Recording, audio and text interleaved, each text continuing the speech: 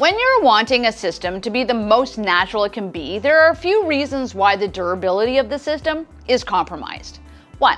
The materials used to make the system more natural looking are very thin skin or French or Swiss lace, giving the system a more thinner, natural look on the head. These materials resemble a true scalp better than monofilament-based systems with thicker poly coatings. However, due to the thinness of these systems, they will not last as long. I like to explain it this way. If you have a thin silk shirt and you wear that shirt every day, you shower in it, you work out in it, you even sleep in it, eventually the material of that shirt will start to wear down.